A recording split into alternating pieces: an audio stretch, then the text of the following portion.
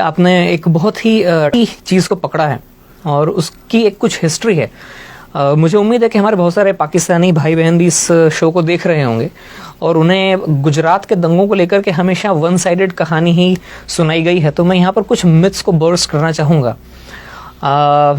अक्सर ही बताया जाता है, पाकिस्तान के अंदर तो यही खबरें जाती हैं कि मोदी के राज में 2000 मुसलमानों को मार दिया, लेकिन एक्चुअल फिगर 2000 नहीं है। वैसे मुझे शर्म आ रही है ये नंबर्स बोलने में। ये कोई खुशी का मौका नहीं है, ये कोई खुशी की चीज़ नहीं है कि मैं ये कहूँ कि 790 मुसलमान मारे गए थे और 240 हिंदू मारे गए थे। ये जॉइंट पार्लियामेंट्री कमेटी की रिपोर्ट थी जो कांग्रेस के राज में बाद में मनमोहन सिंह जी जब प्राइम मिनिस्टर थे तब टेबल हुई थी और उस रिपोर्ट के ये फिगर्स हैं। 790 मुसलमान मरे, 240 हिंदू मरे। ये बहुत बदकिस्मत नंबर है, लेकिन ये फैक्ट्स हैं जो कांग्रेस के राज में आए थे। अब इमीडिएट रीजंस ये थे कि साहब एक ट्रेन थी जो अयोध्या, जो हिंदुओं का एक बड़ा, जैसे मुस्लिम भाई बहनों का जैसे मक्का या मदीना होता है, वैसे अयोध्या राम जी का जन्मस्थल माना जाता है। वहाँ से तीर्थयात्रियों की एक ट्रेन अयोध्या से लौटी थी। वो गुजरात के गोधरा स्टेशन के ऊपर थोड़ा सा आउटपोस्ट पे खड़ी हुई थी और उसमें जो यात्री थे, तीर्थयात्री थे, कुछ विश्व हिंदू परिषद के लोग थे, कुछ आरएसएस के काडर थे, जिनका अयोध्या में आना जाना लगा रहता है।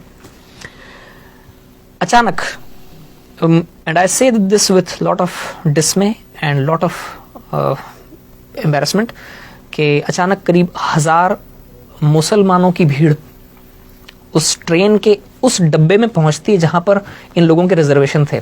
बोगी नंबर S6 और S7 इसे घेरती है।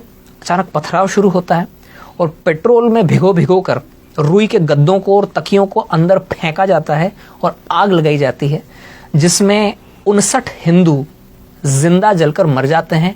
28 फरवरी सन 2002 का दिन था, सुबह 9:30 बजे के आसपास का वक्त था। इसमें 59 जो हिंदू जलकर मरते हैं। जैसे कि आपको जानकारी, इंडिया में जो स्लीपर डब्बे होते हैं उनमें 72 लोगों की सीटें होती हैं, तो 72 में से 59 लोग जलकर मर गए। उनमें 40 औरतें थीं और बच्चे थे।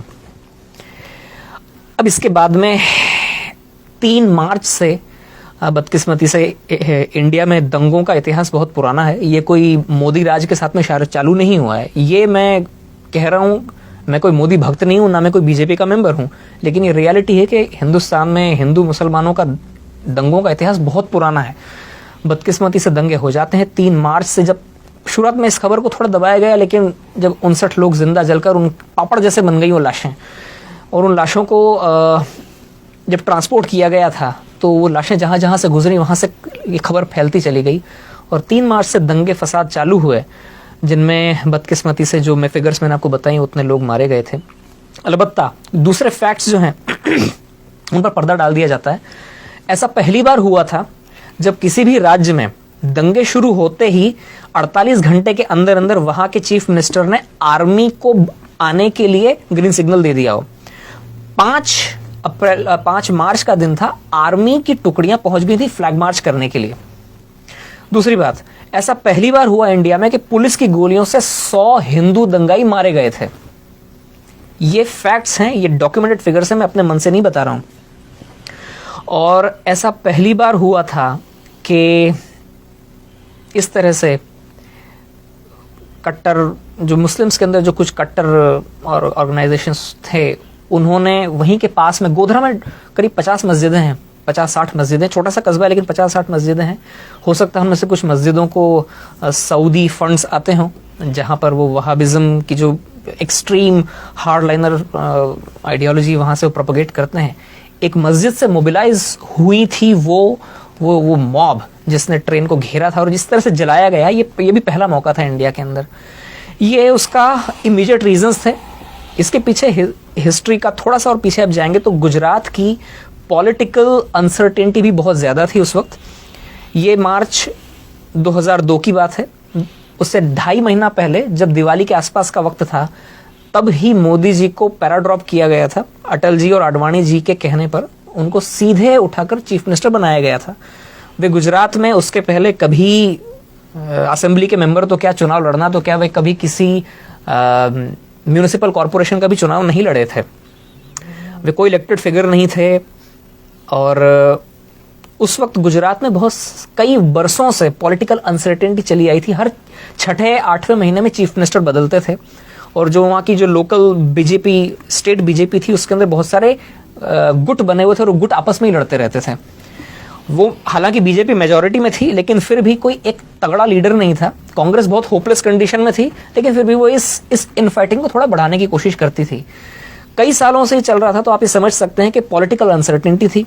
जब किसी भी जगह पर पॉलिटिकल अनसर्टेनिटी होती है तो वहाँ के एडमिनिस्ट्रेशन के ऊपर उसकी मार पड़ती है। एडमिनिस्ट्रेशन ढीला हो जाता है, पुलिस ढीली हो जाती है, और पूरी सोसाइटी में भी एक एजिटेशन हो जाता है, गड़बड़ हो जाती है। तो इन सब चीज़ों की रोशनी में एक नए आदमी को आप उठाकर चीफ मिनिस्टर बनाते हैं, जिसके ज़्यादा सपोर्टर्स भी नहीं थे। और इंडिया में ऐसा होता है कि काफ़ी चीज़ें इंटरपर्सनल तरीके से होती हैं। चीफ मिनिस्टर की उस वक्त हो सकता है वहाँ के पुलिस वालों से भी ज़्यादा जान पहचान ना हो, पुलिस वाले सुनते ना हो, इवन खुद अपनी ही पार्टी के लोग ऐसे मौके पर नए मुर्गे की टांग खींचने की कोशिश करते हैं कि मैं आपको यहाँ पे इसलिए टोक रहा हूँ, आपकी पूरी कहानी हम तक पहुंची और बड़ी इंपॉर्टेंट है। आपने फैक्ट्स के साथ बात की, ये वो फैक्ट्स है जो हमारे दर्शकों को जानने की जरूरत है। आपने एग्जैक्ट नंबर बताए कि हुआ क्या, इंसिडेंट क्या हुआ, क्या कुछ हुआ, और अनफॉर्चुनेटली ऐसा हुआ। मगर उसके बाद हम देखते हैं कि वो ना तो मोदी साहब ने किया था, मोदी साहब ने कंट्रोल किए, और उसी स्टेट में जहां ये इंसिडेंट पहले हुआ करते थे, फिर हमें आगे ये पता चलता है कि उन्होंने मैक्सिमम उसका कंट्रोल किया। मैं कनाडा में गया हूँ, जब मोदी साहब हार्पर गवर्नमेंट के ज़माने में यहाँ पर आए थे, तो सबसे बड़ा डेलीगेशन गुजराती मुसलमानों का उनके साथ मिला था, और कितने प्यार से वो मिले थे।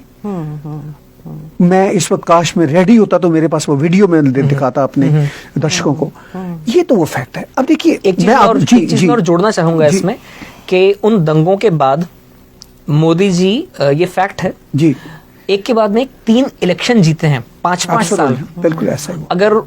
अगर उन्होंने दंगे करवाए होते जैसा कि लोग बोलते हैं, नहीं, वो तो एक सिस्टेमिक कैंपेन है ना उनके खिलाफ, डेमोनाइज करने की। तो गुजरात की जो पब्लिक है, इंडिया की सबसे ज्यादा एजुकेटेड पब्लिक में से मानी जाती है।